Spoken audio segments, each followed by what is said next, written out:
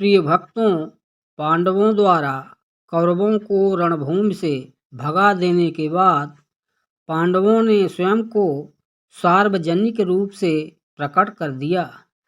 उनका असली परिचय पाकर राजा विराट को अत्यंत प्रसन्नता हुई और उन्होंने अपनी पुत्री उत्तरा का विवाह अर्जुन के पुत्र अभिमन्यु के साथ बड़े ही धूमधाम के साथ कर दिया। इस विवाह में श्री कृष्ण तथा बलराम के साथ ही साथ अनेक बड़े बड़े राजा महाराजा भी सम्मिलित हुए। अभिमन्यु के विवाह के पश्चात पांडवों ने अपना राज्य वापस लौटाने के उद्देश्य से श्री कृष्ण को अपना दूत बनाकर हस्तिनापुर भेजा।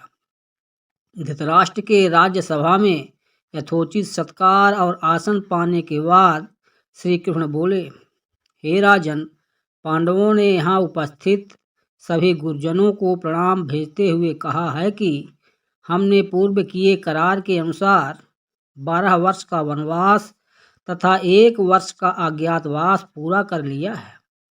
अब आप हमें दिए गए वचन के अनुसार हमारा आधा राज्य लौटा दीजिए।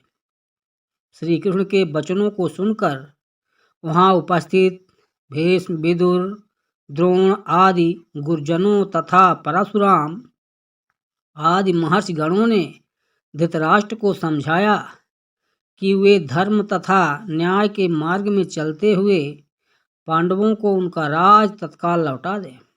किंतु उनकी इस समझाइश को सुनकर दुर्योधन ने अत्यंत क्रोधित होकर कहा, ज्येष्ठ पुत्र होने के नाते इस राज्य पर मेरे पिता धृतराष्ट्र का अधिकार था, किंतु उनके अंधे होने का लाभ उठाकर चाचा पांडु ने राज सिंहासन पर अधिकार कर लिया। मैं महाराज धृतराष्ट्र का ज्येष्ठ पुत्र हूँ, अतः इस राज्य पर केवल मेरा अधिकार है। मैं पांडवों को राज तो क्या, सुई की नोक के बराबर भी भूमि देने के लिए तैयार नहीं हूँ।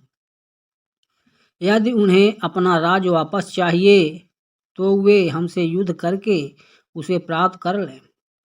उपस्थित समस्त जनों के बारंबार समझाने के बाद भी दुर्योधन अपनी बात पर अडिग रहा और श्री कृष्ण वापस पांडवों के पास चले आए और दोनों पक्षों में युद्ध की तैयारी होने लगी। पांडवों को राज न देने के तथा अपने निश्चय पर दुर्योधन के अड़ जाने के कारण दोनों पक्षों में युद्ध निश्चित हो गया तथा दोनों ही पक्ष अपने लिए सहायता जुटाने में लग गए।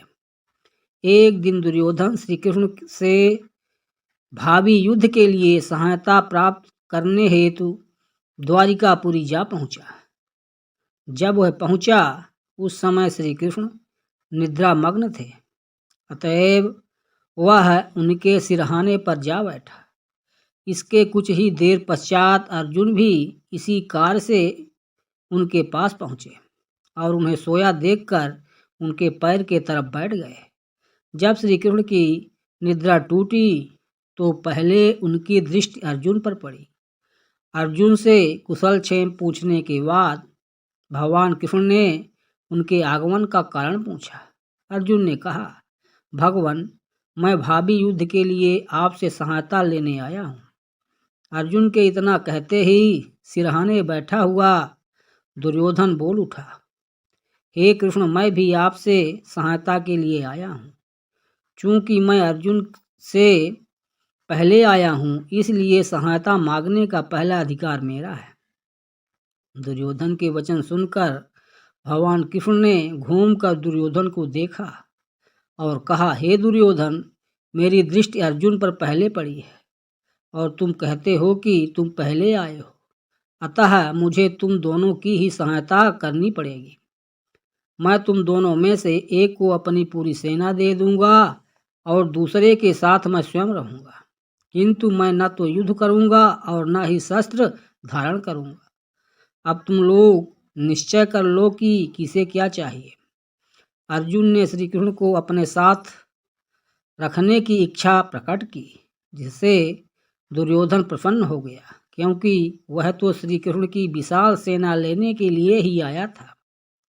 इस प्रकार श्री कृष्ण ने भावी युद्ध के लिए दुर्योधन को अपनी सेना दे दी और स्वयं पांडवों के साथ हो गए। दुर्योधन के जाने के बाद श्री कृष्ण ने अर्जुन से पूछा, हे पार्थ, तुमने क्या सोचकर मुझे मांगा? अर्जुन ने उत्तर दिया, भगवान, मेरा विश्वास है कि जहाँ आप हैं वहीं विजय है और फिर मेरी इच्छा है कि आप मेरा सारथी बने। अर्जुन की बात सुनकर भगवान श्री कृष्ण ने उनका सारथी बनना स्वीकार कर लिया। प्रिय भक्तों, इस प्रकार की रोचक जानकारी पाने के लिए कृपया वीडियो को लाइक और चैनल को सब्सक्राइब कर लें।